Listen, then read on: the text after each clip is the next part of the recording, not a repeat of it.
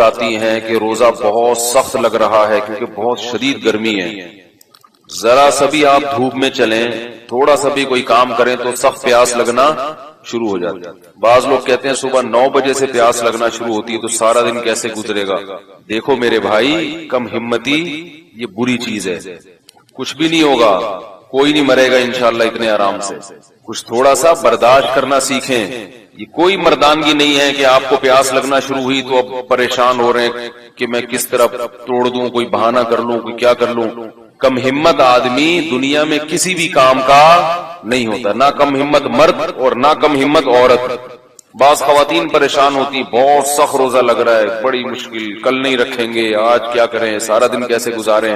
یاد رکھو اپنے ضمیر کو مردہ کر کے زندگی گزارنے والا آدمی کبھی سکون میں نہیں ہوتا. غیرت پر اگر سودا کر لو نا, سمجھوتا کر لو, وقتی مزہ بہت ہے مگر اللہ زندگی کا حقیقی سکون چھین لیتے ہیں. جب اللہ نے کہہ دیا فمن شہید منکم الشہر فلیصم, جب رمضان کا مہینہ آئے گا تو تمہیں روزہ رکھنا پڑے گا. جب کہہ دیا تو پیاس زیادہ لگ رہی ہے, کم لگ رہی ہے, بوریت ہو رہی ہے, مزہ آ رہا ہے, نہیں آ رہا, آپ کو روزہ رکھنا پڑے گا. نہیں رکھو گے تو یاد رکھو یہ اسلام کا رکن ہے, جہنم کی آگ کے لیے تیار ہو جاؤ. پھر اس اللہ کو یہ حق حاصل ہے کہ جو پورے سال کھلاتا پلاتا ہے, رزق دیتا ہے, وہ ایک مہینہ اپنے بندوں سے مطالبہ کر سکتا ہے کہ میری خاطر دن میں کھانا پینا چھوڑ دو. روزے تو اصل نام ہی مشقت اور محنت کا ہے. لوگ کہتے ہیں سردی میں رکھ لیں گے. بھائی اللہ تعالیٰ نے گرمیوں میں کیوں رکھ دیے پھر روزے؟ یہ اسلامی جو سال ہے نا, ان میں ایک بڑی حکمت کیا ہے کہ یہ سردی سے گرمی اور گرمی سے سردی کی طرف یہ مہینے کھسکتے رہتے ہیں تاکہ ایک شخص کی زندگی میں نہ تو ہمیشہ گرمیوں کے روزے آئیں اور نہ ہمیشہ سردیوں کے. یہ بڑی حکمت ہے اس میں. اللہ چاہتے تو انگریزی حساب سے بھی روزے فرض کر سکتے تھے نا. بھائی اللہ میاں چاہتے تو کہتے جون کے روزے رکھا کرو, تو پاکستان والوں کا بیڑا غرق ہو جاتا, اور آسٹریلیا والے وہ بالکل اپوزٹ موسم ہوتا ہے جون میں, وہ پورے زندگی مزے میں رہتے, اور ہم پوری زندگی گرمیوں کے روزے رکھتے. اور جن ملکوں میں جون کے مہینے میں لمبے دن ہوتے ہیں ان کا بھی بیچاروں کا بیڑا غرق ہو جاتا, ساری زندگی ان کو 20-20 گھنٹے کے روزے رکھنے پڑتے.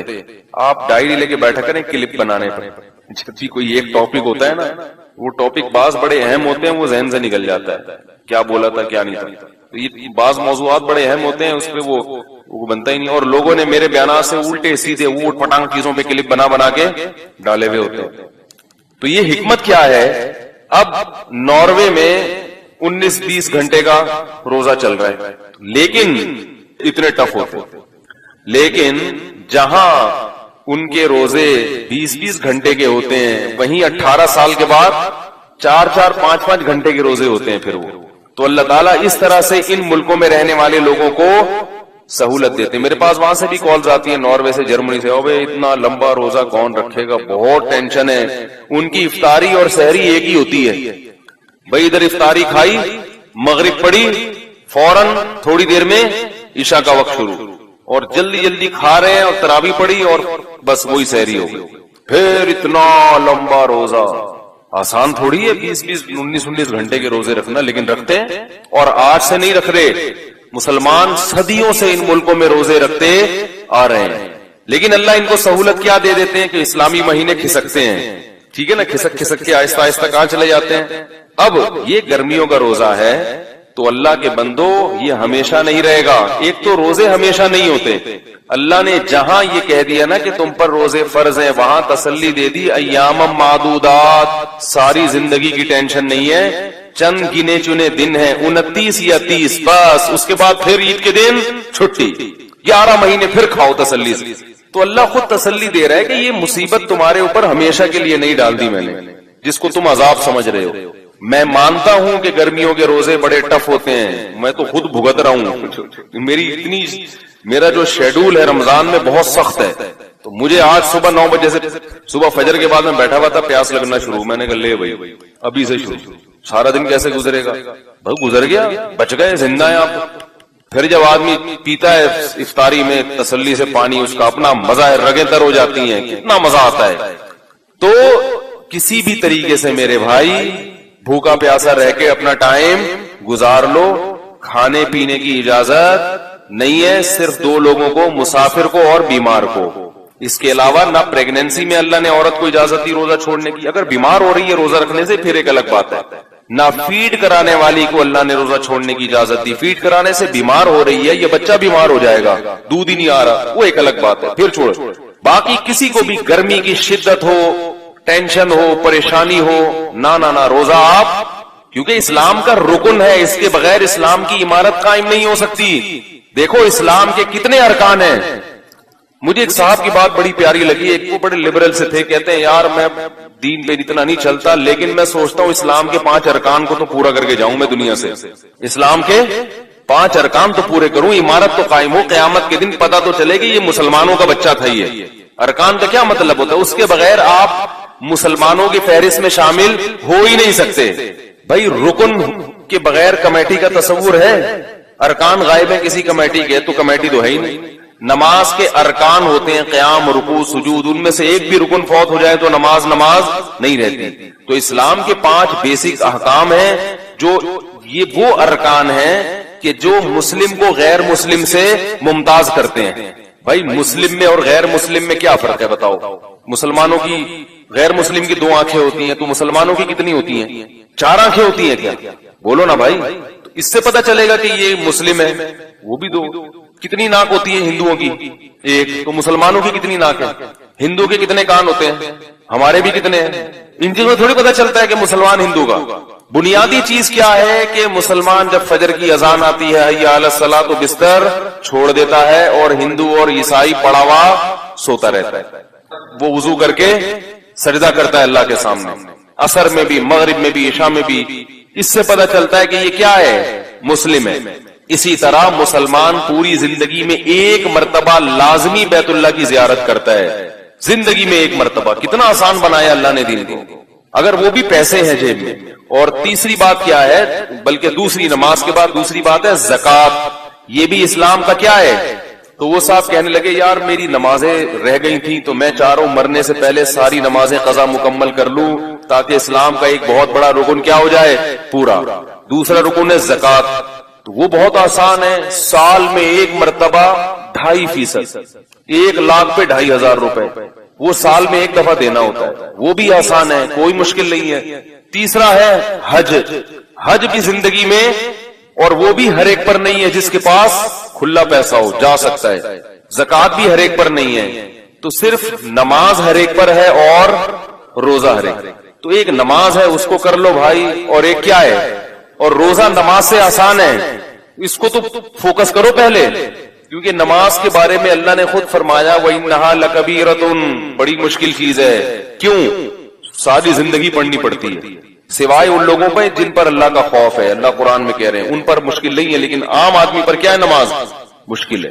کیونکہ کنٹینیو پوری زندگی, روزے اتنے مشکل نہیں ہیں جتنے نظر آتے ہیں, اس لیے کہ اللہ نے فرمایا ایام معدودات, پوری زندگی تھوڑی کہہ رہے ہیں کہ رکھتے رہو بھائی, 29 دن رکھ لو, اور اس میں بھی تمہاری زندگی میں 2 دفعہ گرمیوں میں آئیں گے, وہ ٹینشن والے ہوں گے, اور زندگی میں 2 دفعہ سردیوں میں آئیں گے, وہ تو بہت حلوے کی طرح آسان ہوں. دسمبر کے روزے بھی ہم نے رکھے ہیں, پتہ ہی نہیں چلتا تھا. اتنی لمبی راتیں ہوتی تھیں کہ آپ نے جناب صبح 6:45 بجے تو 6:15 بجے تک تو سحری چل رہی ہے, 6 بجے سے لے کے شام 6 بجے پھر افطار ہو گیا. 12 گھنٹے کا روزہ, وہ بھی ٹھنڈا ٹھاٹ, اور پھر شام 6 بجے سے لے کے صبح 6 بجے تک 12 گھنٹے ہیں آپ کے پاس کھانے کے. ہمیں یاد ہے ہم تراویح سے 8:45-9 بجے فارغ ہو جاتے تھے, اس کے بعد پھر کھاتے رہو, اور سردی میں کھانے کا بھی مزہ آتا ہے, وہ تو پتہ ہی نہیں چلتا تھا.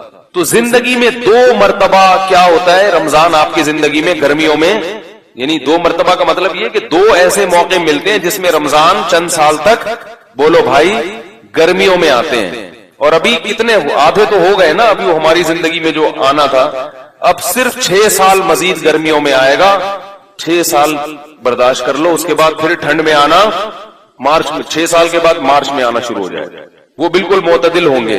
اور 9 سال کے بعد خاندانی سردی, پھر پتہ ہی نہیں چلے گا روزے کا. کتنا آسان اللہ نے رکھ دیا, ہمیشہ کے لیے جون جولائی کے نہیں رکھے. 36 سال کے بعد روزہ ریپیٹ ہو جاتا ہے, سمجھ رہے ہو, 36 سال کے بعد اسی موسم میں آتا ہے جس میں 36 سال پہلے آیا تھا. تو انسان کی زندگی میں 36 سال 2 دفعہ ہی آتے ہیں، وہ بھی بشرطے کہ ہم میں سے ہر شخص کے مقدر میں زندگی ہو، ورنہ کوئی پتہ نہیں آخری رمضان ہو کون بچے گا کون مرے گا. تو اس لیے کم ہمتی. مجھے بہت غصہ آتا ہے جب پھٹے کٹے لوگ کہہ رہے ہوتے ہیں یار برداشت نہیں ہو رہا میرے سے، برداشت نہیں، تھپڑ مارو جا کے کم وقت کو. کم ہمت ہو گئے ہیں، بالکل ہی کچھ نفس کے خلاف اور کچھ اپنی خواہشات کے خلاف کرنے کی قوت ہی ختم ہو گئی ہے. کیا کرو گے دنیا میں، سروائیو کیسے کرو گے؟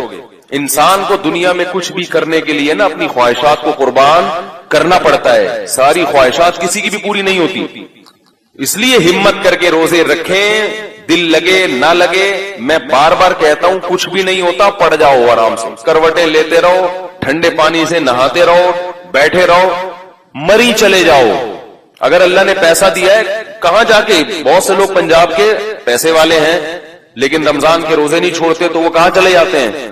مری چلے جاتے ہیں. ٹھیک ہے اللہ نے اگر پیسہ دیا، لیکن روزہ چھوڑنے کی میرے بھائی اجازت نہ چھوڑنے کی نہ توڑنے کی. سستی نہیں کرنی ہے. اس میں رہا یہ مسئلہ کہ مزدور کیسے رکھے گا، یہ مسئلہ میں بار بار بتا چکا ہوں. تو ایک عالم مسلم، میں نے یہ 2-3 دن سے تھوڑا سا یہ کلپ دیکھے، یہ جو لائیو شو چلتا ہے نا ڈاکٹر عامر لیاقت صاحب کا، اس میں کچھ علماء بیٹھے ہوئے ہوتے ہیں آپس میں بحث. تو اس میں ایک عالم یہ کہہ رہے تھے کہ مزدور کے لیے جو ہے نا سخت مجبوری ہے تو روزہ چھوڑنا جائز ہے. اور ایک مولوی صاحب کہہ رہے تھے نہیں مزدور روزہ نہیں چھوڑ سکتا. تو دوسرے نے کہا کہ یہ جو مولوی صاحب کہہ رہے ہیں جو مزدور روزہ نہیں چھوڑ سکتا، یہ ایئر کنڈیشن روم میں بیٹھ کے کہہ رہے ہیں، یا ذرا اس مزدور کی جگہ جا کے کھڑے ہوں پھر یہ فتویٰ دیں. تو یاد رکھو ایئر کنڈیشن روم میں بیٹھ کے بھی وہی بات کی جائے گی جو شریعت کی ہے، اور دھوپ میں بیٹھ کے بھی وہی بات کی جائے گی. کوئی مفتی ایئر کنڈیشن روم میں بھی بیٹھا ہو تو وہ یہ فتویٰ نہیں دے سکتا کہ مزدور روزہ چھوڑ سکتا ہے. مزدور کو روزہ چھوڑنے کی اجازت نہیں ہے، کیونکہ یہ اللہ کا قانون ہے اور اللہ نے عرش پہ بیٹھ کے قانون بنایا ہے، اور محمد صلی اللہ علیہ وسلم کا یہ قانون ہے. مفتی چاہے اے سی میں بیٹھے، گدے پہ بیٹھے، ٹھیک ہے، وہ اپنی طرف سے مزدور کو رعایت، کیونکہ روزہ مزدور مفتی صاحب کے لیے نہیں رکھ رہا، کس کے لیے رکھ رہا ہے؟ تو لوگوں کے اوٹ پٹانگ کمنٹس ہوتے ہیں. تو ایک مولوی صاحب یہ کہنے لگے کہ بھئی جب نبی صلی اللہ علیہ وسلم نے سفر میں صحابہ کو ایک موقع پہ روزہ توڑنے کا حکم دیا، جہاد کا سفر تھا، بے ہوش ہو رہے تھے صحابہ، تو آپ نے سب کو حکم دے دیا روزہ توڑ دو، خود بھی آپ نے پیالہ پیا، اور پھر بھی جنہوں نے روزہ رکھا تو آپ نے فرمایا کہ آج کے دن جنہوں نے روزہ توڑا وہ زیادہ اجر ملا اور جنہوں نے رکھا ان کو اجر کم ملا. تو جب اس موقع پہ نبی نے اجازت دے دی تو اس کا مطلب ہے کہ اتنی ٹینشن اسلام میں بولو بھائی نہیں ہے. تو یہ وہ لوگ ہوتے ہیں جو قرآن و حدیث کی روح کو نہیں سمجھتے. اپنی طرف سے ایسے قیاس کرنا، قیاس کے بھی کچھ شرائط ہیں، اس اصول ہیں جو مدارس میں پڑھائے جاتے ہیں.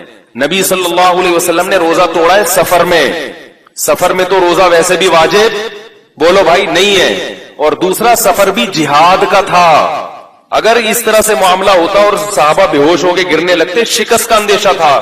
جہاد ایسی چیز ہے جس میں اتنا اس قدر چھوٹ دی گئی ہے کہ اگر دشمن آپ کے مسلمان لوگوں کو قیدیوں کو ڈھال بنا لے تو فقہا کہتے ہیں کہ ان کو بھی قتل کرنا جائز ہے.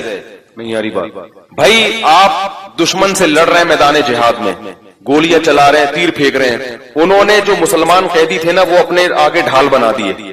کیا کر دیے؟ ڈھال بنا. اب آپ ان کو کیسے مارو گے؟ لیکن نہیں مارو گے تو فتح کس کی ہو جائے گی؟ ان کی. اس لیے فقہا نے دیا کہ مار دو. فقہا نے کیا کیا کہ کیا فتویٰ دیا؟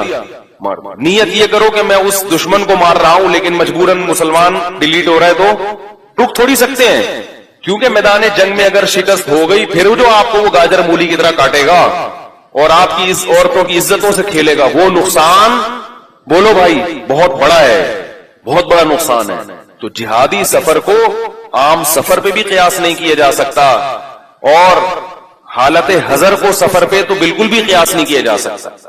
تو اللہ تعالیٰ نے جو قرآن اور سنت کی روشنی میں جو صحیح بات ہے جو فقہا بیان کرتے ہیں، اس لیے میں کہتا ہوں قرآن و حدیث کو حقیقی معنوں میں فقہا نے سمجھا ہے. آپ کی اپنی رائے کا اعتبار، ہر آدمی قرآن و حدیث کا لیبل تو لگا رہا ہے، مگر ضروری نہیں کہ وہ عوام کے پاس علم نہیں ہے، وہ 2-4 روایتوں اور 2-4 واقعات کو دیکھ کے متاثر ہو جاتے ہیں کہ مزدور چاہے کتنی سخت ٹینشن میں ہو اس کو روزہ چھوڑنے کی اجازت بولو بھائی نہیں ہے. اب سوال پیدا ہوتا ہے وہ کرے گا کیا؟ کیونکہ مفتی صاحب تو ایئر کنڈیشن میں بیٹھ کے فتویٰ دے رہے ہیں، وہ اس مزدور کی جگہ جائیں تو وہ بھی یہی کہیں گے کہ چھوڑ دو. नामुमकिन है ना उसके लिए तो रखना। इतनी गर्मी में जो कुदाल चला रहा है वो तो 1 घंटे में बेहोश हो जाएगा। उसका मसला ये है कि पहले तो वो ये कोशिश करे कि दिन के वक्त में ऐसा मेहनत मजदूरी वाला काम ना करे। वो रात को मैंने देखा है बहुत से पठान मजदूरों को रोजे नहीं छोड़ते। पठान मजदूर, एक बड़ी प्यारी बात है इन लोगों में, ना नमाज छोड़ेंगे ना रोजा छोड़ेंगे। इसलिए मैं तलाश करता हूं पठान मजदूर ज़कात देने के लिए रमजान में, तलाश करता हूं।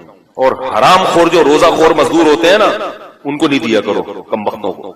और याद रखो रमजान में, मैं ये नहीं कह रहा सिर्फ पठान ही रखते हैं, बाकी सारे मुसलमान नहीं, बाकी भी रखते हैं, लेकिन पठानों में देखा सब रखते हैं, बाकी भी रखते हैं, लेकिन पठानों में 100% रखते हैं, बाकियों में 100% नहीं रखते। तो एक बात यहां ये भी मसले की आ गई कि ये बात खूब समझ लो कि जो मजदूर आपके घर में काम कर रहा है और रोजा नहीं रख रहा, उसको खाना खिलाना पानी पिलाना आपके लिए जायज, बोलो ना यार, नहीं है। लोग खाने बना बना के दे रहे होते हैं उसको, ये अल्लाह की खुली नाफरमानी है, इस्लाम का रुकन है। आप गुनाह में किसी के साथ शिरकत, उससे बोलो रोजा रखो, नहीं रखने तो जाओ अपने खर्चे पे जाके खाओ। अगर बीमार है फिर एक अलग बात है, बीमार है तो खिला सकते हैं, वो तो वैसे भी किसी को भी खिला सकते हैं। बीमार नहीं है उसको बोलो आपको रोजा रखने छोड़ने की इजाजत नहीं थी। लेकिन लोग क्या कर रहे होते हैं, हमारा मजदूर है, खिलाओ पिलाओ चाय भी पिलाओ ताकि दिल जमी के साथ काम कर सके। बल्कि बास फैक्ट्रियों में तो नालायक लोग चाहते हैं कि मजदूर रोजा न रखें। तो ये सब अल्लाह के गजब को दावत देने वाली बातें हैं। इस कायनात का हकीकी खालिक अल्लाह है। हाँ, मैं यस कर रहा था कि मजदूर करेगा क्या, तो मजदूर ये करेगा या तो रात के वक्त, और अगर ये मुमकिन नहीं है तो छुट्टियां ले ले रमजान में। ये भी मुमकिन नहीं है कि छुट्टियां लेके दिहाड़ी नहीं बनेगी, घर में खाने के लाले पड़ जाएंगे, तो फिर वो रोजा रखेगा। और अगर ऐसी कंडीशन उसकी रोजे के दौरान होती है कि बेहोश होने लगता है या चक्कर आने लगते हैं, बीमार होने लगता है, तो फिर बीमार आदमी को रोजा तोड़ने की बोलो भाई इजाजत। इसलिए फुकहा ने जो कुरान और सुन्नत को समझा है ना, ये अपनी अकल नहीं इस्तेमाल कर रहे, ये कुरान कह रहे रोजाना रोजा रखे, रोजाना तोड़ दे, गुनाह नहीं है, छोड़ेगा तो गुनाह होगा। अब लोग कहते हैं कि जब रख के तोड़ना ही है तो रखने की क्या जरूरत, तो फिर ये आपकी अपनी अकल है जो कुरान और सुन्नत के खिलाफ। क्योंकि कुरान क्या कह रहा है कि मरीज और मुसाफिर छोड़ सकता है, इसके अलावा नहीं। रखेगा, जब ये कंडीशन बन गई तो तोड़ देगा, बल्कि वो खुद नहीं तोड़ रहा तो आप तोड़वाएं उससे जबरदस्ती नहीं आ रही। बेशक रोजाना तोड़ दे, कोई हर्ज नहीं है, क्योंकि उसने यहां भी अल्लाह के हुक्म को फॉलो कर रहा है और तोड़ने में भी किसके हुक्म को। क्योंकि बीमार आदमी हो और जान पे बन जाए तो सिर्फ तोड़ना जायज नहीं है, बल्कि तोड़ना वाजिब है, क्योंकि जान बचाना पहले फर्ज है। तो हम नहीं कह रहे कि वो मर जाए और शाम को उसकी लाश उठे, ये नहीं कह रहे हम ये कह रहे हैं कि रखेगा रोज, कोशिश करेगा हत्तल इम्कान, इतनी मेहनत ना करे कि शाम तक ना चल सके। लेकिन अगर ऐसी कंडीशन बन गई तो फिर क्या हुक्म है, तोड़ दे रोजा। और ये वाला रोजा फिर सर्दियों में कजा कर ले, रोज रखेगा चाहे रोज तोड़ना पड़ जाए। ये फतवा है कुरान और सुन्नत के ऐन मुताबिक। समझ रहे हो कि नहीं समझ रहे, छोड़ने की जात नहीं है। हाँ, और ये भी याद रखो कि बहुत से बीमार ना खामखा में फंटर बनने की कोशिश भी करते हैं। अभी हमारे एक दोस्त हैं यहीं बैठे हुए थे, टाइफाइड हुआ हुआ उनको, टाइफाइड के बाद अभी उठे, हाथ कांप रहे हैं, कमजोरी बहुत ज्यादा, और रोजे रख रहे हैं। मैंने कहा आप नहीं रखो रोजे, आप अपनी कंडीशन देखो यार, अभी टाइफाइड का हमला हुआ है आपके ऊपर, बीमारी से उठे हो, दोबारा हमला ना हो जाए, कमजोरी में तो दोबारा बीमारी, कांप रहे हैं हाथ। लेकिन माशाल्लाह कह रहे हैं फिर पता ही नहीं चलेगा रमजान का, इसी दफा पता चलेगा, अगली दफा बस इसी दफा 2-4 दिन पता चलेगा, अगली दफा का फिर चांस। हम चाहते हैं कि 25-30 साल और पता चलता रहे रमजान। तो बीमारी में अगर बीमारी बढ़ने का अंदेशा है तो फिर रोजा छोड़ देना अफजल है, क्योंकि अल्लाह की गुंजाइशों से फायदा उठाओ। अल्लाह के सामने भिखारी बन के रहे, अल्लाह तूने मुझे एक तोहफा दिया मैं उसे लूं, अल्लाह के सामने फंटरगिरी नहीं करो कि आपको एक गिफ्ट दे रहा है, आप कह रहे हैं मुझे जरूरत ही नहीं, मैं तो ऐसे ही चलाऊंगा टाइफाइड में। तो अगर ऐसी कंडीशन है तो फिर इंसान अल्लाह की रुखसत से फायदा हो। लेकिन जहां अल्लाह ने रुखसत दी है, अल्लाह ने गर्मी की वजह से रुखसत नहीं दी, मजदूरी मेहनत की वजह से रुखसत नहीं दी है, वो तो रखना पड़ेगा। कितनी टेंशन, रोजा तो नाम ही टेंशन का है ना, रोजा नाम इसका कि तड़पो प्यास में, भूख में तड़पो, टेंशन हो, इसी में सवाब है। सहाबा कराम इतने मजे से खुशी से रोजे रखते थे, हम तो सिर्फ रमजान के ना वो नफली रोजे गर्मियों में रखते थे। हजरत जाबिर रजी अल्लाह तआला अन्हु गालिबन जब इनकी मौत का वक्त आया रो रहे थे। लोगों ने पूछा कि हम मौत के डर से रो रहे हैं, फरमाया नहीं, गर्मियों में जो अल्लाह के लिए रोजे रखता था और प्यास की शिद्दत से जो जबान खुश्क होती थी, उसमें जो मजा आता था, وہ مزے اب ختم ہو رہے ہیں، کیونکہ جس کو عشق ہوتا ہے نا اللہ سے، اس کو تو محبوب کی یاد میں تڑپنے میں مزہ آتا ہے۔ متنبی نے کیا پیاری بات کی ہے، عدل العوادل حول قلب الطائہ۔ مجھے یاد دلانا ہے، روزے کے کفارہ بھی بیان کروں گا، یہ جو توڑ دیتے ہیں نا ان کو سزا کیا ہے دنیا میں اس کی۔ عدل العوادل حول قلب الطائہ وهو الاحبۃ منہ فی سودائہ۔ شاعر کہتا ہے کہ ملامت کرنے والوں کی ملامت میرے دل کے ارد گرد گھومتی ہے، اور محبوب کی محبت میرے دل کے سیاہ نقطے میں ہے۔ تو جو مجھے محبوب کے بارے میں ملامت کرتا ہے، اس ملامت کا میرے دل پہ اثر ہی نہیں ہوتا، کیونکہ وہ دل کے اندر ملامت گھستی نہیں ہے۔ محبت دل کے اندر ہے اور ملامت دل کے باہر باہر گھومتی رہتی ہے۔ یا تو محبت دل کے باہر ہوتی تو ملامت جا کے اس کو ٹکر مار کے باہر نکال دیتی، گھسی نہیں دیتی۔ اب سوال یہ پیدا ہوتا ہے، اگلے شعر میں جواب دیتا ہے کہ سوال یہ پیدا ہوتا ہے کہ ملامت دل کے باہر کیوں گھومتی ہے، دل کے اندر کیوں نہیں گھستی؟ بھائی جیسے محبوب کی محبت دل کے اندر گھس گئی، تو یہ جو لوگ ملامت کر رہے ہیں مجھے محبوب کے بارے میں، یہ ملامت بھی دل میں گھس کے اس کو نکال دے۔ شاعروں کے کلام میں بڑی بلاغت ہوتی ہے، تو وہ جواب دیتا ہے، یشک الملام الی اللوائم حرہ ویصد حین یلمن عن برحائہ۔ کہتے ہیں وہ ملامت اصل میں گھسنے کی کوشش کرتی ہے، لیکن محبوب کی محبت سے دل گرم اتنا ہوتا ہے کہ اس کی گرمی کی وجہ سے وہ جلنے لگتی ہے، اور واپس جا کے جس نے ملامت کی ہے نا اس کو شکایت کرتی ہے کہ کدھر بھیج دیا تم نے جا کے مجھے۔ نہیں آ رہی بات سمجھ؟ جا کے کس کو شکایت کرتی ہے؟ جس نے ملامت، جو ملامت کرنے والے ہیں نا، وہ تو کہہ رہے ہیں ملامت کرنے والیاں، لیکن میں والے بنا رہا ہوں اس کو فی الحال، کیونکہ آپ پھر ادھر ادھر دماغ آپ کا جائے گا۔ وہ تو کہہ رہے ہیں ملامت کرنے والیاں، کیونکہ عورتوں کی ملامت کا اثر زیادہ ہوتا ہے انسان کے اوپر۔ کہتے ہیں جو ملامت کرنے والیاں ہیں نا، ان کو جا کے بتاتی ہے ملامت کہ بھائی بھیجا تم نے غلط جگہ پر ہے، اس کا دل بہت زیادہ گرم ہے۔ تو اللہ کی محبت کا عشق اگر دل میں پیدا ہو جائے، محبت پیدا ہو جائے، تو انسان پھر لوگوں کی ملامت اور اپنے نفس کی ملامت، ان چیزوں سے لوگ تو کہیں گے کیا سوکھے جا رہے ہو روزے رکھ کے، کیا ہو گیا۔ جو لبرل لوگ ہیں نا، ان کو یہ مسلمانوں کی یہ بہت بڑی حماقت لگتی ہے، بھوکا پیاسا رہنا۔ یہ جو ہے سارا دن بھوکے پیاسے رہتے ہیں، یہ جو لبرل لوگ ہیں نا، یہ ہنستے ہیں مسلمانوں پہ، یہ بے وقوف لوگ ہیں، سارا دن بھوکے پڑے ہوئے ہیں، کوئی کام ہی نہیں ہو رہا۔ انگریز کہاں جا رہا ہے، ترقی کر کے چاند پہ پہنچ گیا، اور یہ صبح 4 بجے کھا رہے ہیں، سارا دن بھوکے۔ نہ دفتروں میں صحیح طرح سے کام ہوتا ہے، حقیقت ہے روزے میں کام نہیں ہوتا، یعنی عام طور پر بیٹھے ہوئے ہیں سوکھے سوکھے، نہ گٹکا منہ میں نہیں ہوتا۔ کوئی آئے نا مسئلہ پوچھنے کے لیے، وہ آدمی کو غصہ آنا شروع ہو جاتا ہے۔ ہر چیز میں پکوڑے نظر آ رہے ہوتے ہیں اس کو، ہر چیز میں جناب اس کو شربت نظر آ رہا ہوتا ہے۔ اور کیسے، میں تو آج کل ٹف روزے چل رہے ہیں، گھر والوں کو بولا ہوا ہے کہ پہلے 5 منٹ پہلے پورا دسترخوان سج جانا چاہیے، ہر چیز ہو انتظار کی۔ ادھر اذان ہوئی اور پتہ چلا پانی فریج سے نکال کے لایا جا رہا ہے، یہ برداشت نہیں ہے بھائی۔ سب رکھا ہوا ہو، سب رکھا ہوا ہو، ایسی ٹینشن چل رہی ہے آج کل، کیونکہ کام بولنا بہت پڑ رہا ہے نا مجھے، رمضان دن کے وقت بھی میرے وہ ہوتے ہیں ریکارڈنگ وغیرہ۔ تو میں یہ عرض کر رہا تھا کہ بھائی اللہ کی محبت ہے تو برداشت کرنا پڑے گا۔ تو یہ جو لبرل لوگ ہیں نا، جو اسلام کا مذاق اڑاتے ہیں مسلمانوں کا، یہ بیوقوف، یہ بالکل ایسے ہی ہے کہ نوح علیہ السلام جب کشتی بنا رہے تھے نا، تو قوم مذاق اڑا رہی تھی۔ نوح علیہ السلام نے کہا بھی تم اڑا لو، کل ہم تمہارا مذاق اڑائیں گے۔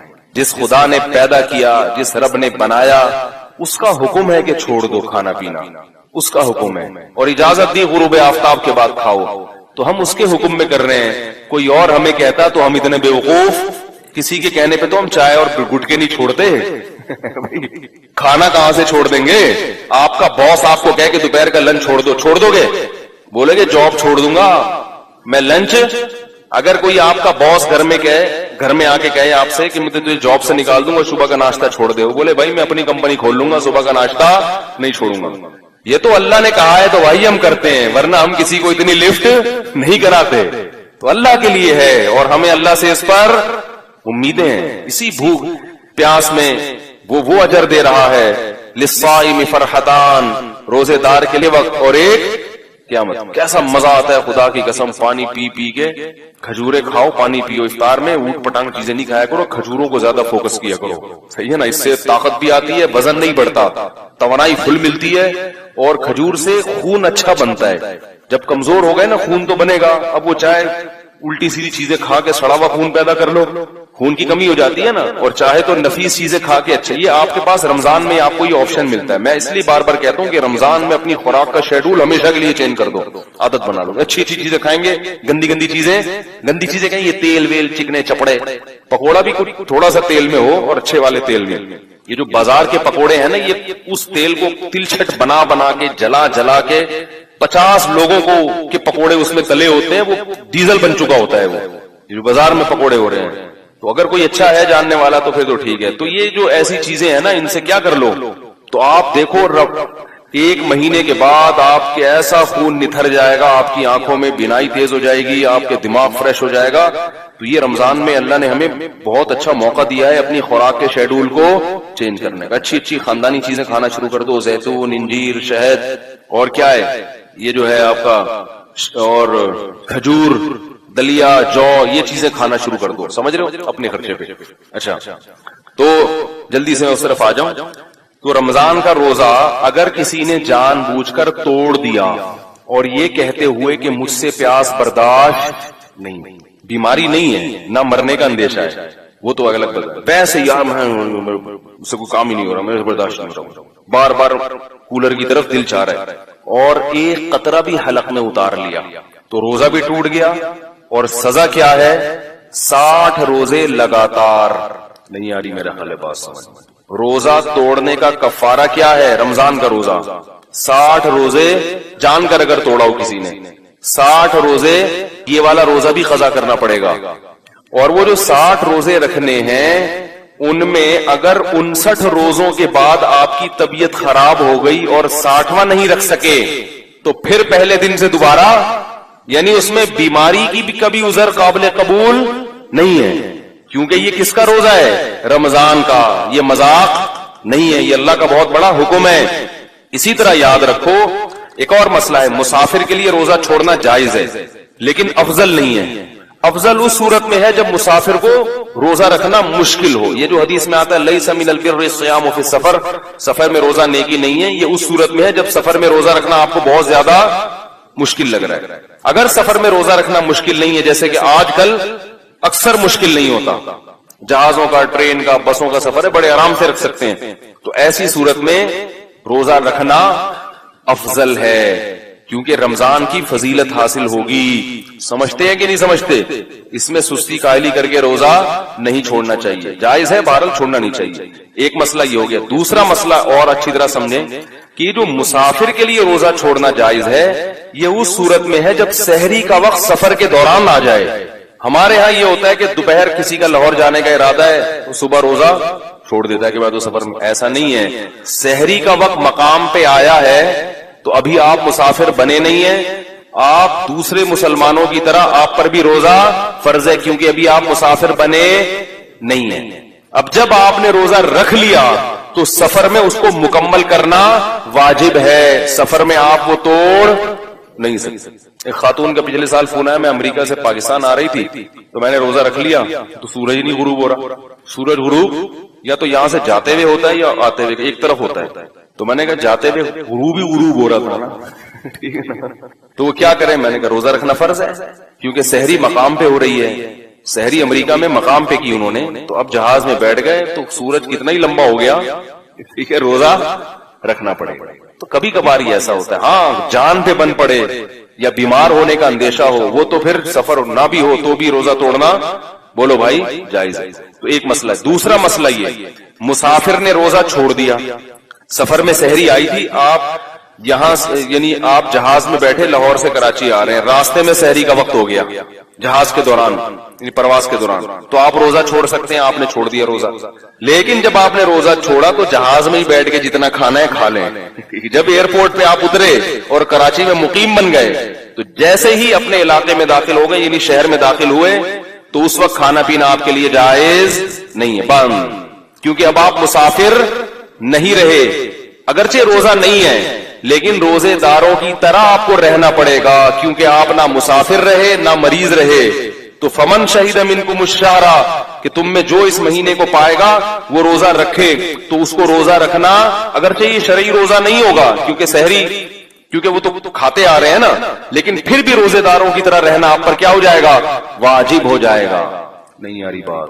ہم نے دیکھا ہے مسافر کا روزہ نہیں ہے وہ آ کے کھا رہا ہوتا ہے. بھائی اب تو مسافر نہیں رہے نا تم, اب تھوڑی مسافر ہو, اب چپ آرام سے جیسے دوسرے بیٹھے ہوئے ہیں نا اس طرح بیٹھو. کھانے پینے کی اجازت, وہ کہتے ہیں جب میرا روزہ ہی نہیں ہے تو روزہ بھی مجھے بعد میں بھی قضا کرنا پڑے گا, اور اب بھی مجھے کھانے پینے کی اجازت نہیں ہے. بالکل ایسے ہی ہے, بعد میں یہ قضا بھی کرنا پڑے گا, کیونکہ آدھے دن تو آپ چرتے رہے نا, آدھے روزے تھوڑی ہوتے ہیں, اور آدھا دن آپ کو روزے داروں کی طرح رہنا بھی پڑے گا. سمجھ رہے کہ نہیں سمجھ رہے؟ تو یہ حکام ہے جن کی لوگ رعایت نہیں کرتے. تو یہ تو خیر آج کا موضوع اسی طرف چلا گیا. اب میں چھوٹی بات کی ہے, آج کل وہ جو لائیو شو میں ہوا نا, وہ عامر لیاقت صاحب کے وہ پھڈے بازی ہو گئی, تو ہمیں ان شووں سے وہ نہیں ہے کہ کیا ہوا کیا نہیں ہوا, اس میں کچھ باتیں جو غلط ہیں اور وہ ان کو ڈیفائن کرنا یا ان کو ہائی لائٹ کرنا اس لیے ضروری ہے کہ یہ آئندہ بھی ہو سکتا ہے, اور اس میں لوگ دلچسپی لیتے ہیں, دھڑے بندی ہو جاتی ہے. تو علماء کی بہرحال ذمہ داری ہوتی ہے کہ اگر کسی پہ ظلم ہوا ہے تو اس ظلم کو میں سمجھتا ہوں بیان کیا جائے. اس میں جو اہل حدیث عالم تھے, میں یہ سمجھتا ہوں ان کے ساتھ بہت ناانصافی ہوئی, کیونکہ وہ نہ کہہ رہے میں ذاکر نائک کا خلیفہ ہوں, نہ میں وہ کہہ رہے میں وہ ایک بات کر رہے ہیں, لیکن اس کو توپے لے کے گستاخ رسول پر خام خام میں زبردستی. تو میں یہ سمجھتا ہوں کہ یہ جن لوگوں نے بھی اس طرح کیا ہے انہوں نے کوئی ذمہ داری کا ثبوت نہیں دیا.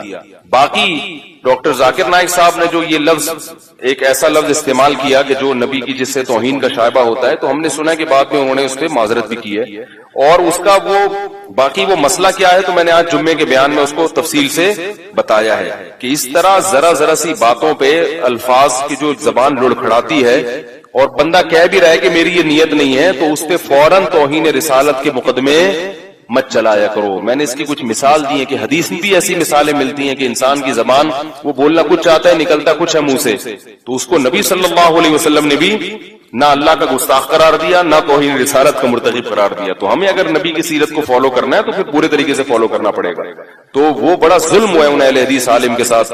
میں نے وہ کل کلپ دیکھا, مجھے لوگوں نے بھیجا, تو میں نے دیکھا وہ بہت زیادہ وہ خام ایسا نہ ہو کہ مجھے یہ ڈر ہے کہ وہ ایک جو ہے نا وہ ایک دلوس نکلنا نہ شروع ہو جائے کہ یہ اہل حدیث جو ہے وہ کیا ہوتے ہیں, معاذ اللہ گستاخ رسول ہوتے ہیں. تو پھر یہ کیا ہوگا, اہل حدیث اور حنفیوں کا یا بریلویوں کا کیا ہو جائے گا, ٹکراؤ. تو ہمارا ملک ابھی اس قسم کے ٹکراؤ کا متحمل بولو بھائی نہیں ہے. بھائی ملک میں بڑے پھڈے چل رہے ہیں, تو اس لیے جو بھی اس قسم کی چیزوں کو میں جذباتیت کا شکار ہوتے ہیں, سوشل میڈیا پہ ہمارا فرض ہے کہ ہم ان کی حوصلہ افزائی نہیں کریں, اور ان کو بتائیں جو بھی اللہ کے رسول کو ماننے والا ہے وہ کبھی بھی گستاخ رسول نہیں ہو سکتا. سب مسلمان اللہ اس کے رسول سے محبت کرتے ہیں. تعبیرات میں کبھی کبھار زبان کیا ہوتی ہے, تو اس لیے کہ اگر علماء رہنمائی نہ کریں, سوشل میڈیا پہ لوگوں کے پھر بڑے زہریلے کمنٹس ہیں, اس سے اور زیادہ نفرتیں پھیل رہی ہیں. ہر آدمی اپنے ایک فرقے کو لے کے نا اب اس کو موقع مل گیا ہے. کوئی بھی ایسا جیسے کوئی کمزور پٹ رہا ہو نا, اب اس کمزور نے آپ کے پیسے بھی لیے ہوئے تھے, بلکہ ایک طاقتور پٹ رہا ہو فرض کرنے, اس نے آپ کے بھی پیسے لیے ہوئے تھے, تو آپ اس کو مار سکتے نہیں تھے. اب کیا ہوا ہے کہ وہ لوگ اس کو کوٹ رہے ہیں, تو آپ بھی جا کے اس پہ چوری کا الزام لگا کے تھپڑ مار. مقصد چوری نہیں ہوتی, مقصد ہوتا کہ اس نے جو ہے نا میرے پیسے دینے. ہم سرگودا میں تھے تو ایک چور پکڑا گیا, تو ایک صاحب نے اس کو 2-3 لوگوں نے نا اس کو درخت سے باندھ دیا. چور بڑا طاقتور تھا. اب لوگوں نے اس کو چانٹے مانٹے مارنا شروع کیے. تو میں چھوٹا بچہ تھا, تو میں نے دیکھا پورا محلہ آ کے اپنی چانٹوں کی ٹھڑک وہاں پوری کر رہا ہے, کیونکہ بہت سے لوگوں کو نا پیٹنے کا شوق ہوتا ہے, لیکن ان میں اتنا دل ہوتا نہیں ہے کہ کسی پہ ہاتھ اٹھائیں. تو سب نے آگے بولا یہ بندہ ہوا ہے, ہاتھ بھی بندے ہوئے ہیں, چوری کی ہے, پٹا. دوسرا آ رہا ہے, وہ بھی پٹا لاتے ہیں گھوسے. تو صاف پتا چل رہا تھا کہ ان کو چوری سے, کیونکہ ان کی چوری تھوڑی کی ہے اس نے, ان کو نہ چوری سے نفرت ہے نہ کوئی چور سے نفرت ہے, بس یہ بھی چاہتے ہیں کہ انگلی کٹا کے ہمارا بھی نام کس میں, شہیدوں میں آئے. تو ابھی وہ بیچارے اہل حدیث عالم سے کوئی گڑبڑ ہوئی, تو ہر آدمی جو ہے نا رسول اللہ صلی اللہ علیہ وسلم سے عشق کا دعویٰ کر کے ایک بوچھاڑ کر رہا ہے. اس سے خطرہ یہ ہے کہ مسلکی اختلاف کہیں بہت زیادہ بڑھ نہ جائے, جس کے مسلمان ابھی تحمل نہیں کر سکتے. جو بھی حق بات ہے اس کو بیان کرنا چاہیے, اور اس طریقے سے اس پہ کمنٹس کریں کہ ایک دوسرے کے جذبات, یہ ایسا نہیں ہے جیسا ہم سمجھ رہے ہیں. مسلمان سب اللہ اس کے رسول کے چاہنے والے ہی ہوتے ہیں. تعبیر میں بیچاروں سے کبھی غلطی, جیسے جنید جمشید بیچارے سے ہو گئی تھی. تو یہ بڑا حساس ٹاپک ہے. اللہ تعالیٰ اس امت کو, ابھی وہ سنا کہ اعلان کیا کہ وہ کسی اہل حدیث کو لے گا ہی نہیں چینل میں. عامر لیاقت صاحب نے کوئی اعلان کیا, اس سے اور پھر قواریر بڑھے گی. بھئی جب باقی آ رہے ہیں تو یہ کیوں نہیں آ رہے, شیعہ آ رہے ہیں، بریلوی آ رہے ہیں، دیوبندی آ رہے ہیں، تو وہ کیوں نہیں آ رہے؟ تو اس سے یعنی یہ ایسا، یا تو یہ کسی کی سازش ہے علماء کو آپس میں لڑانے کے لیے، اور اگر سازش نہیں بھی ہے تو بہرحال اس حرکت سے کون خوش ہو رہا ہے؟ پورے عالم اسلام میں اس وقت کہیں تو 8 یا 12 یا 13 ہو رہی ہوتی نا، کوئی ایک روایت تو ملتی، ایک بھی نہیں ملتی، کم سے کم 16 کی، پھر 16 سے 20، زیادہ تر 20، پھر 20 سے بھی زیادہ ملتی ہیں۔ تو چاروں ائمہ کرام نے جب تحقیق کی آج سے ہزاروں سال پہلے، تو ان کی رائے حضرت عمر کے عمل کی وجہ سے یہ قائم ہوئی کہ اس میں سنت عمل کتنا ہے؟ 20 رکعت۔ اس وقت سے لے کے مسجد نبوی اور مسجد حرام میں آج تک بھی ہو رہی ہیں 20 رکعت سنت سمجھ کے۔ آج اگر حرم میں ہمیشہ کے لیے بھی 10 ہو جاتی ہیں، میرے بھائی اسلام وہ ہے جو قدیم ہے، قرآن و سنت کی وہ تشریح جو پہلے علماء کر چکے ہیں، پوری امت اس پر، آج کی تشریحات پر ہمیں اعتماد نہیں ہے۔ آج حکومتوں کے دباؤ ہوتے ہیں، آج مفادات ہوتے ہیں، کسی پہ ہم الزام نہیں لگا رہے، آج بعض دفعہ سوچنے میں غلطی کرتا ہے انسان، قرآن و حدیث کا اپنی طرف سے مفہوم مراد لے رہا ہوتا ہے۔ ہمارے اہل حدیث بھائی عام طور پر صحیح بخاری کی حدیث پیش کرتے ہیں کہ نبی صلی اللہ علیہ وسلم رمضان غیر رمضان میں 8 رکعت سے زیادہ نہیں پڑھتے تھے۔ اس کے تو بہت آسان جواب ہے، اس حدیث سے تراویح پر استدلال کرنا تو اتنا غلط ہے، اتنا غلط ہے، میں حیران ہوتا ہوں۔ بھائی نبی اگر 8 رکعت پڑھتے تھے تو کیا جماعت سے پڑھتے تھے؟ آپ جماعت سے کیوں پڑھتے ہیں؟ نبی تو آخری وقت میں پڑھتے تھے، آپ عشاء کے بعد کیوں پڑھتے ہیں؟ دوسری بات یہ، بخاری ہی میں دوسری حدیث بھی تو ہے کہ نبی صلی اللہ علیہ وسلم یزید فی رمضان ما لا یزید فی غیرہ، رمضان میں جو رات کی عبادت خاص طور پر اس کی تعداد مقدار وہ رمضان کے علاوہ کی تعداد سے زیادہ، بخاری ہی کی دوسری حدیث اس حدیث کے کیا ہے؟ اگینسٹ ہے۔ تو اس کو کیوں لیتے ہو، اس کو کیوں نہیں لیتے؟ دونوں حدیثیں صحیح بخاری کی ہیں۔ اسی وجہ سے علماء نے کہا ہے کہ حضرت عائشہ کی جو حدیث ہے نا کہ نبی رمضان اور غیر رمضان میں 8 سے زیادہ نہیں پڑھتے، یہ مسترب ہے، کیونکہ دوسری حدیث بالکل اس کے اگینسٹ ہے۔ جب دو حدیثیں بالکل ایک جیسی سند کی ہوں اور ایک دوسرے کی اگینسٹ ہوں تو ان میں کسی سے بھی آپ استدلال نہیں کر سکتے۔ اس کی مثال ایسے ہے جیسے بخاری میں ہے کہ حضرت سلیمان علیہ السلام نے ایک رات میں اپنی 60 بیویوں سے ہم بستری کی، دوسری میں آتا ہے 100 بیویوں سے کی۔ 60 اور 100 کے عدد ایک دوسرے کے بالکل کیا ہیں؟ اپوزٹ۔ اب آپ ایک عدد کے بارے میں بھی یقین سے نہیں کہہ سکتے کیونکہ اس میں دونوں ایک دوسرے کے بالکل خلاف۔ ہم یہ کہیں گے بہت کثرت سے ازواج تھیں، صحیح تعداد ہمیں معلوم نہیں، یا ہم کچھ اور تعویل کریں گے، حفظ کل ما لم یحفظہ الآخر، کہ ایک نے 100 کا عدد کہا، ان کو تھا کہ 100، ایک نے کہا کہ 60 کا تو مجھے یاد ہے، اس سے اوپر کا یاد نہیں ہے۔ لیکن ترجیح اس میں جو زیادہ بیان کر رہا ہے نا اس کو دی جائے گی، اس لیے کہ جو کم بیان کر رہا ہے وہ یہ سوچ کے بیان کر رہا ہے کہ اس سے زیادہ کا مجھے علم نہیں ہے۔ تو یہاں حضرت عائشہ جو 8 رکعت والی حدیث بیان کرتی ہیں، اور پھر نبی صحیح منقول ہے بخاری میں کہ رمضان میں تعداد مقدار زیادہ ہوتی تھی، اس سے پتہ چلتا ہے یہ 8 سے زیادہ۔ یہ تو اگر ہم بخاری کی اس کو تراویح پہ فٹ کر لیں تو میں بیان کر رہا ہوں، تو بھی 8 رکعتیں ثابت نہیں ہوتی، بلکہ بخاری ہی میں اس کے اگینسٹ دوسری حدیث موجود ہے۔ لیکن حقیقت یہ ہے کہ اس کا تراویح کی نماز سے کوئی تعلق نہیں، کوئی تعلق نہیں ہے اس کا تراویح کی نماز۔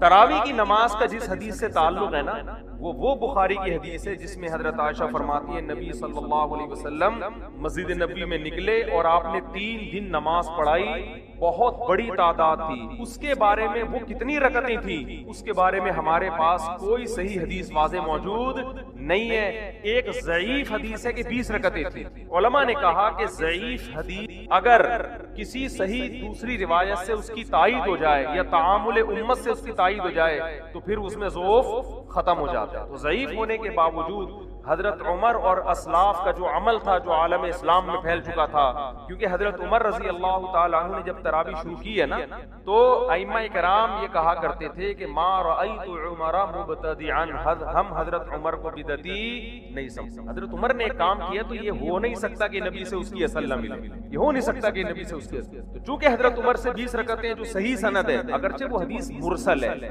ہمارے اہل حدیث بھائی اعتراض کرتے ہیں کہ جو حضرت عمر سے 20 رکعتیں بیان کر رہا ہے اس نے حضرت عمر کا زمانہ نہیں پایا، لہذا یہ حدیث منقطع، درمیان میں راوی کیا ہے؟ شارٹ ہے۔ اس کا علماء نے جواب دیا ہے، مجتہدین نے وہ جواب یہ دیا ہے کہ یہ جو تعداد رکعات ہے نا یہ پورے عالم اسلام میں جب یہ پھیلی ہیں تو یہ چیز ایسی نہیں ہے جو مشہور نہ ہو. تو جو چیزیں مشہور ہوتی ہیں، جو کھلے عام سب اس کو صبح شام دیکھ رہے ہوتے ہیں، وہ چیزیں بیان کرنے میں سند کی محتاج نہیں ہوتی. اور یہ کسی دیوبندی کا قول نہیں ہے، یہ سعودی عرب کے عرب عالم ہی کے قول میں آپ کے سامنے پیش کر رہا ہوں. سعودی عرب میں آج سے چند سال پہلے 20 رکعتوں کو ختم کرنے کی جب کوشش کی تو مدینہ یونیورسٹی کے جو چانسلر تھے عطیہ سالم، انہوں نے کتاب لکھی کہ 1000 سال سے زیادہ مکہ مدینہ میں 20 رکعت تراویح ہو رہی ہے. اس کا انہوں نے اس میں جواب دیا ہے کہ یہ جو حضرت عمر سے 20 رکعتیں منقول ہے نا، حدیث مرسل کہتے ہیں راوی اپنے سے اوپر کے راوی کا نام حذف کر دے. انہوں نے کہا اس کے مرسل ہونے سے حدیث ضعیف نہیں ہوگی، کیونکہ یہ چیزیں شہرت کی بنا پر بیان کی جاتی ہے. تراویح کوئی بند کمرے میں چھپ کے تھوڑی ہو رہی تھی، ساری دنیا دیکھ رہی تھی کتنی رکعتیں ہو رہی ہیں. تبھی محدثین نے، علماء نے، فقہا نے جو فتویٰ دیا نا 20 رکعتوں کا، تو ان میں سے کسی نے بھی یہ نہیں کہا کہ ہمارے پاس صحیح سند سے یہ بات پہنچی. انہوں نے کہا شہرت ہے اس کی. امام شافعی سے پوچھا، امام شافعی سے، کہ آپ کے پاس تراویح کے سنت ہونے کی کیا دلیل ہے؟ انہوں نے کہا سارے مکہ والے 20 رکعتیں پڑھ رہے ہیں. یہ جو تواتر سینہ بسینہ چلا آ رہا ہے نا حضرت عمر کے دور سے، یعنی حرم میں 20 رکعتیں ہوتی چلی آ رہی ہیں. تو امام شافعی نے اس عمل سے استدلال کیا، حالانکہ امام شافعی کا زمانہ تو بہت قدیم ہے. امام بخاری کے استاذ تھے امام احمد کے استاذ ہیں امام شافعی. امام شافعی کے استاذ ہیں امام محمد اور امام مالک، اور امام مالک سے اوپر کا درجہ تابعین کا شروع ہو جاتا ہے. 2 صدی ہجری کی بات کر رہا ہوں میں آپ کے سامنے. اسلام آئے ہوئے دنیا میں 100 سال ہوئے ہیں. 100 سال کے بعد امام شافعی کیا کہہ رہے ہیں؟ ہم مکہ میں لوگوں کو کتنی پڑھتے ہوئے پا رہے ہیں. مکہ سے کتنا دور ہے کوفہ اور بصرہ جہاں حضرت علی کی خلافت قائم ہوئی، وہاں عبداللہ بن مسعود کتنی پڑھ رہے تھے؟ 20 رکعتیں.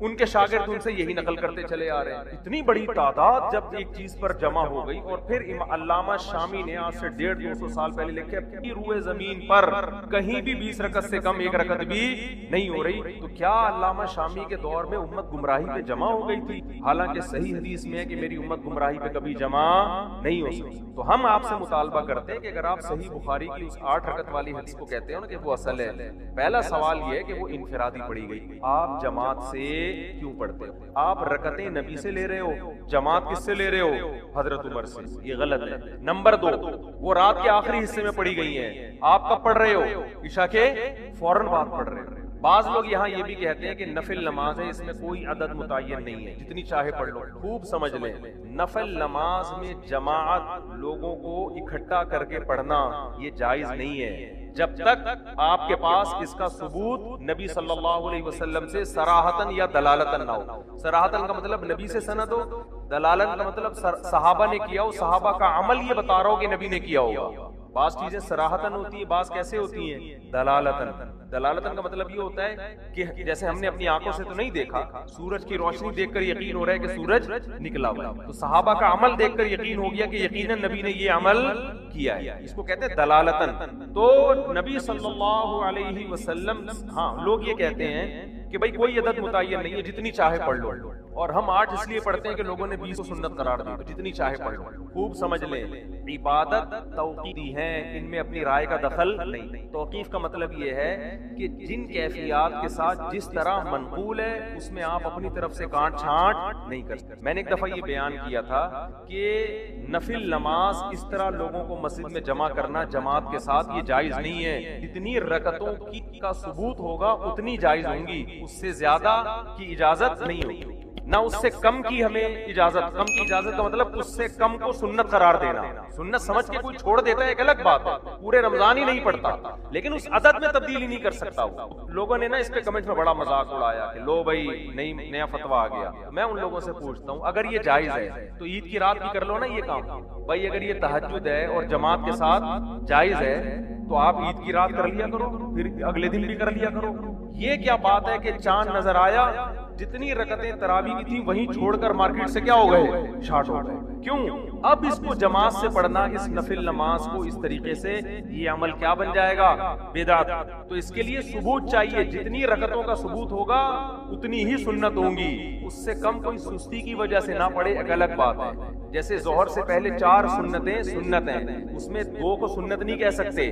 ہاں کوئی سستی کی وجہ سے پوری 4 چھوڑ دے یا 2 پڑھ لے وہ اس کا اپنا مسئلہ ہے. تو تراویح کوئی 10 پڑھ لے، کوئی 8 پڑھ لے, کوئی 4 پڑھ لے, کوئی 16 پڑھ لے, یہ اس کا اپنی ٹینشن ہے. سنت عدد وہ 4 کو یا 8 کو یا 12 کو یا 16 کو نہیں کہہ سکتا. سنت عدد اتنی کو کہے گا جتنی خلفائے راشدین سے منقول ہیں.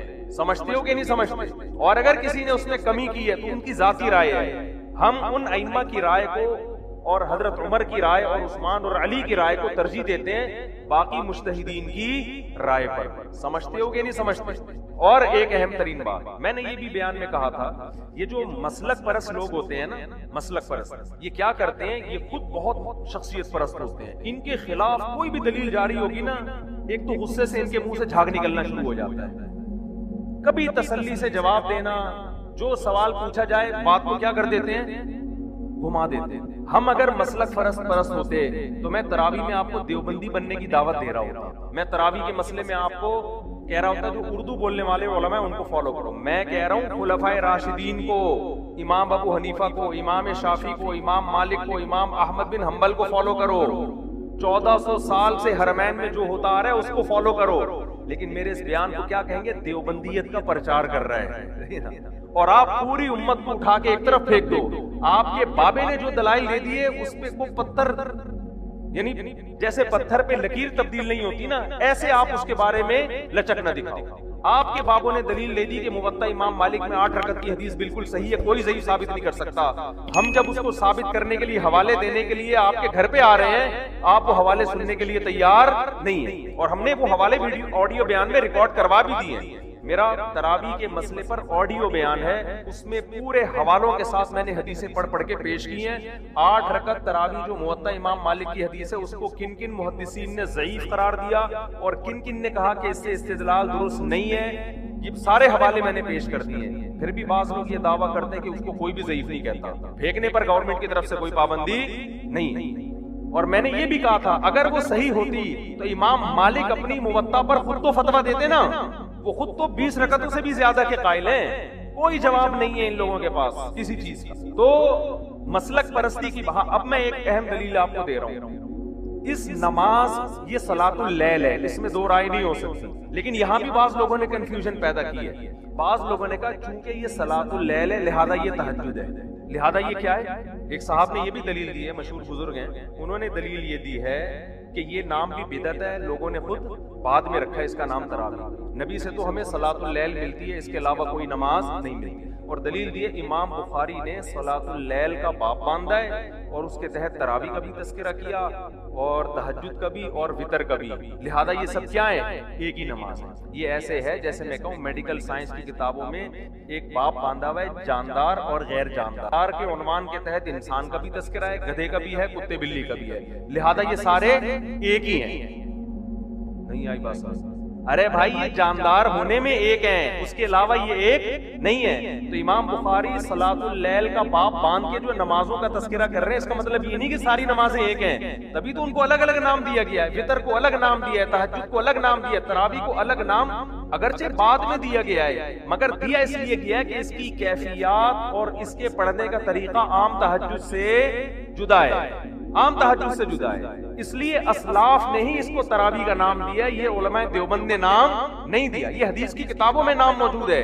آپ کہہ سکتے ہیں جب نبی نے نام نہیں دیا تو ہم نام کیوں دیں اس کو الگ سے. ہم اس لیے نام دیں گے کہ اسلاف نے جب ہماری آسانی کے لیے ایک نام دے دیا تو ہمیں بھی اس میں آسانی ہے. تو گورنمنٹ نے نام دینے پر کوئی پابندی نہیں لگائی, نہ اللہ نے. اور بہت ساری ہمیں مثالیں ملتی ہیں کہ نبی نے نام نہیں دیا مگر بعد میں فقہا نے نام دیا اور ہم نے بھی اس کو نام دے دیا. فجر سے پہلے کی 2 سنتیں, اس کو سنت مؤکدہ کہا جاتا ہے کہ نہیں کہا جاتا؟ کوئی حدیث دکھا دو کہ نبی نے اس کو 2 سنت مؤکدہ کہا ہو. بلکہ نبی کی جو حدیثوں میں ملتا ہے رکعت الفجر, فجر کی 2 رکعتیں. اب کوئی آپ سے پوچھے میں آپ کیا کر رہا ہوں, میں فجر کی 2 رکعتیں پڑھ رہا ہوں, تو اگلا سمجھے گا فرض پڑھ رہا ہے شاید. آپ کے نہیں میں کیا کر رہا ہوں, سنت. آپ کو وہ نام دو جو حدیث میں ہے. فجر کی 2 رکعتیں بولو, سنتیں نہ بولو. بھائی کنفیوژن ہو رہی ہے کہ 2 رکعت سے فرض مراد ہے یا سنت, تو ہم نے اس کو الگ. یہ سنت کا لفظ بھی حدیث میں نہیں ہے. حدیث میں جو سنت کا لفظ ہے وہ کسی اور معنی میں ہے. حدیث میں تو سنت طریقے کو بولتے ہیں, وہ فرض بھی ہو سکتا ہے, واجب بھی ہو سکتا ہے. یہ تو بعد میں امت نے فرق کیا, یہ سنت ہے اور یہ کیا ہے, فرض ہے. نفل کا جو ہم نے نام دیا نفل, یہ تو سب اسلاف نے نام دیا ہے. نبی کے دور میں ہمیں یہ اصطلاحات نہیں ملتی، فرض، سنت، نفل۔ قرآن کہہ رہا ہے وَمِنَ اللَّيْلِ فَتَهَجَّدْ بِهِ نَافِلَةً لَكَ، رات میں آپ تہجد پڑھیں، آپ کے لیے نفل ہے۔ تو یہاں نفل سے مراد وہ نفل نہیں ہے، نافل اگر اضافی چیز ہے۔ اسی آیت سے علماء نے استدلال کیا ہے کہ تہجد نبی پہ فرض ہے، حالانکہ قرآن کیا کہہ رہا ہے؟ نفل ہے۔ تو یہاں نفل وہ والا نفل نہیں ہے جس کو ہم نفل کہتے ہیں۔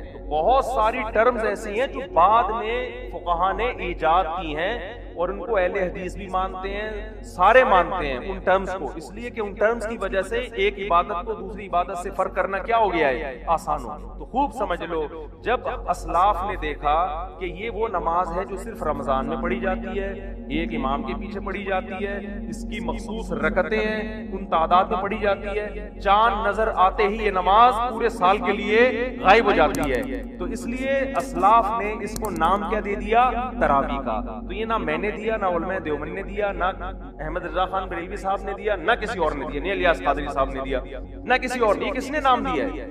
اسلاف۔ اور آج سے نہیں، صدیوں پہلے۔ تبھی بیہقی کی روایت میں نے اپنے اس آڈیو بیان میں نا پورے حوالے پیش کیے ہیں، اس میں نے وہ روایت بھی پڑھی ہے کہ اسلاف نے اس کو نام دیا تھا تراویح کا۔ اب آخری بات کر کے بس میں موضوع کی طرف آتا ہوں۔ تراویح کا نام دیا اس کو۔ اگر یہ 8 رکعتیں یا 12 ہوتی نا تو اسلاف اس کو تراویح کی نماز کہتے ہی نہیں۔ کیوں؟ بیہقی کی روایت ہے، آپ کہہ سکتے ہیں نا حوالے پیش کرو، تو میرا آڈیو بیان پورا سن لیں، وہ شیئر کریں زیادہ سے زیادہ، کیونکہ میں نے وہ 6-7 سال پہلے بیان کیا تھا، تو اس لیے آڈیو تھا، اس وقت ویڈیو کی ہمارے پاس سہولت بھی نہیں تھی اور لوگ مانوس بھی نہیں تھے ویڈیوز، تو پورے حوالے ہیں اس میں اسلاف نے اس نماز کو کیا نام دیا؟ تراویح۔ کیوں؟ اس کی وجہ بھی لکھی ہوئی ہے، اس لیے کہ وہ ہر 4 رکعت کے بعد تھوڑی دیر آرام کرتے تھے، تھوڑی دیر وقفہ لیتے تھے، پھر 4 پڑھتے تھے۔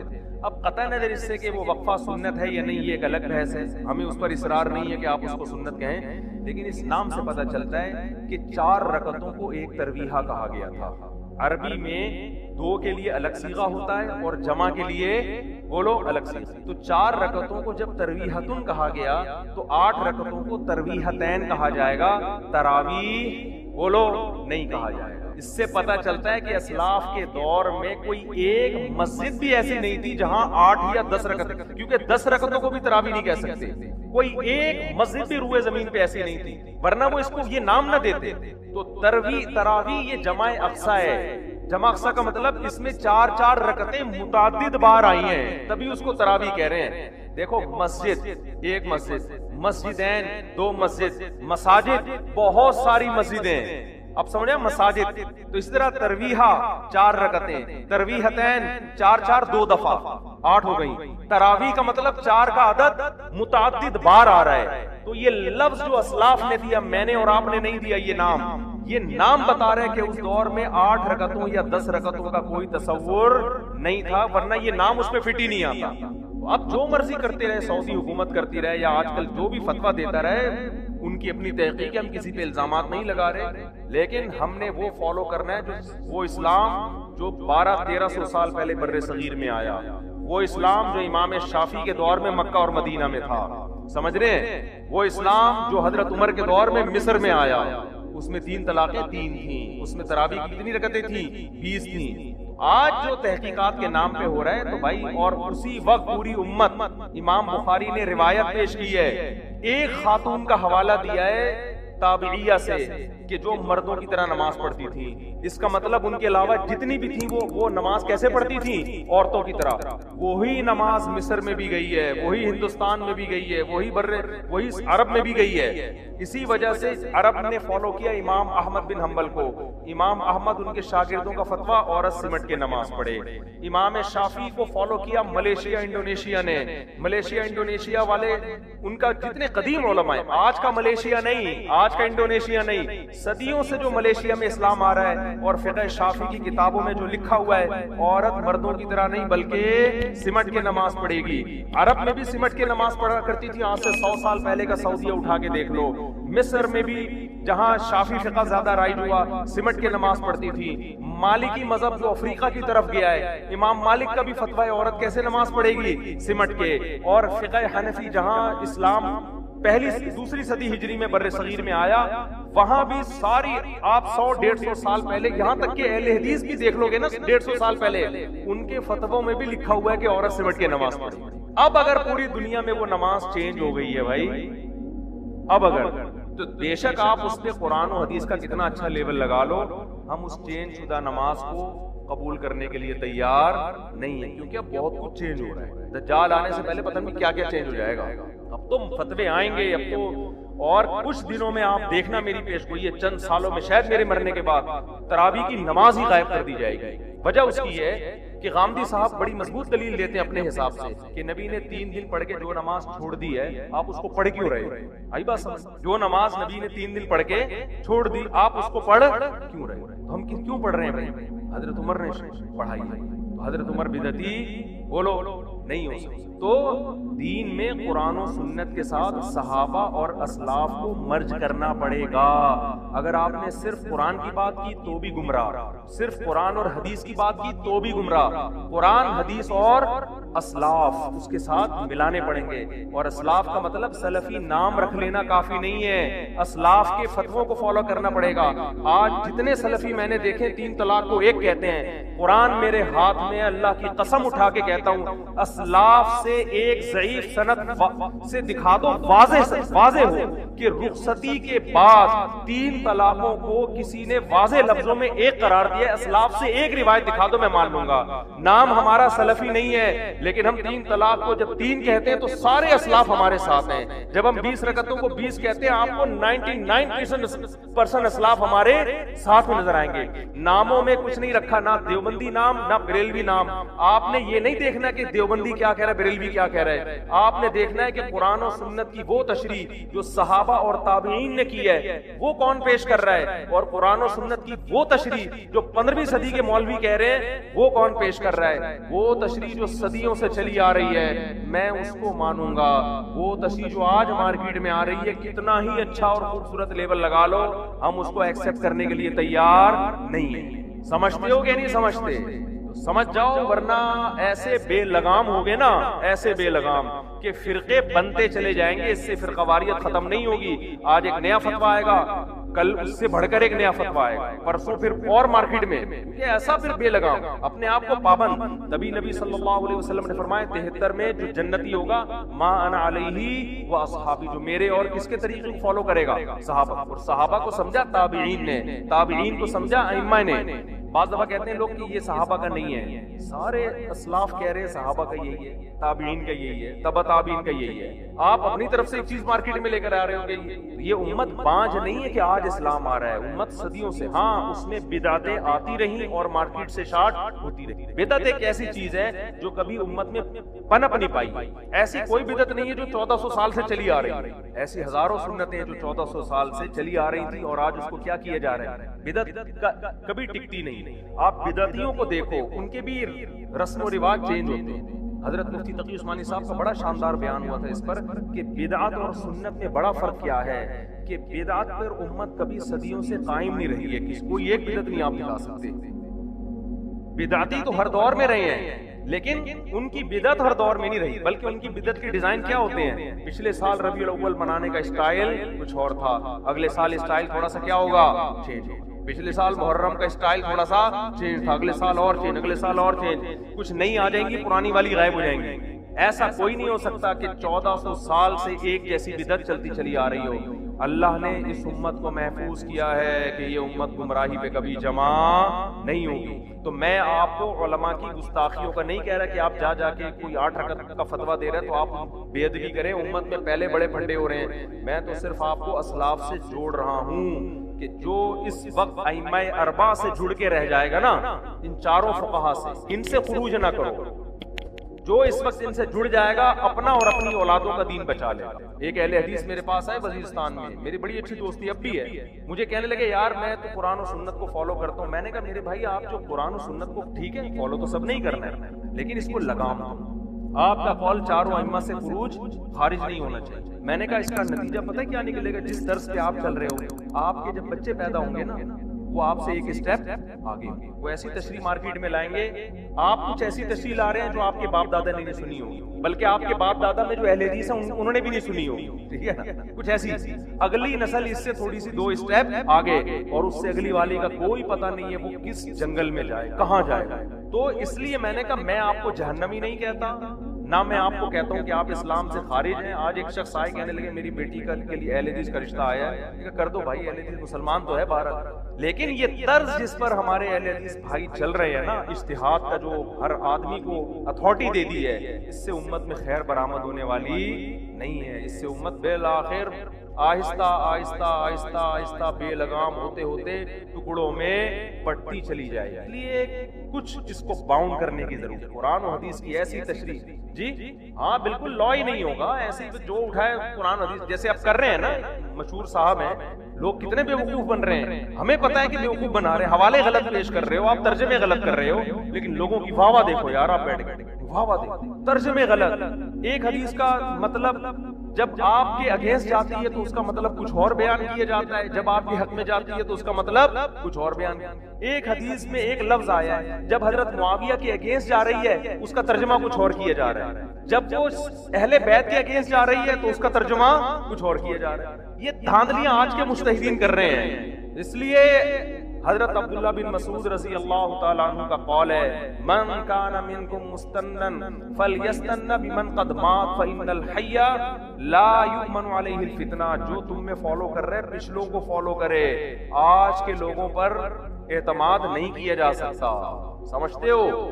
آج کافی ہو گیا میرا خیال ہے درس, بس ایک دو آیتیں جلدی پڑھ لوں تاکہ کچھ تو آئے نا سامنے جو عبرت نصیحت کی باتیں ہیں. اچھا میرے بھائی تو اچھا لوگ پھر مجھے کہتے ہیں حوالے نہیں دے رہے, حوالے نہیں دے رہے. بول تو رہا ہوں, میری جتنا یہ تراویح پر بیان ہے, آڈیو بیان ہے, مفتی طارق مسعود آڈیو بیان تراویح لکھیں, ایک ایک روایت کی سند بھی پڑھی ہے. ہمارے ہاں جب عام طور پر جو حوالے دینے والے لوگ ہیں نا, سند نہیں پڑھتے, نمبر صرف بیان کرتے ہیں. آج کل جو پاکستان میں چل رہے ہیں کیوں نہیں پڑھتے پتہ ہے, پڑھنی آتی نہیں ہے سند ان کو, سمجھ رہے ہو, سند پڑھنی نہیں آتی ہے. تو یہ تو علم کا حال ہے. حمزہ وصلیہ کا فرق معلوم نہیں ہے. ایک مشہور صاحب بیان کر رہے تھے کہ ایک حدیث میں آتے اللہم بسمک اموت و احیا, اور ایک میں آتے اللہم باسمک اموت و احیا. یہ گرامر کے لحاظ سے اتنی بڑی غلطی ہے کہ مدرسے کا پہلی جماعت کا بچہ کہے گا کہ جس آدمی کو بسمکا اور باسمکا کا نہیں پتا وہ مجتہد بنا ہوا ہے, لوگوں کو مسائل بتا رہے قرآن و حدیث. یہ ایسے ہی ہے جیسے میں آپ سے کہوں کہ انگلش میں ایک پروفیسر نے کہا آئی نو اور ایک نے کہا آئی کنو. ابے کہ لکھا جائے نہ لکھا جائے سائلنٹ ہی ہوگا ہمیشہ. تو بخاری میں کوئی ایسی حدیث نہیں ہے جس میں آتے اللہم باسمکا, اسمکا غلط ہے, الف لکھا جائے گا پڑھا نہیں جائے گا.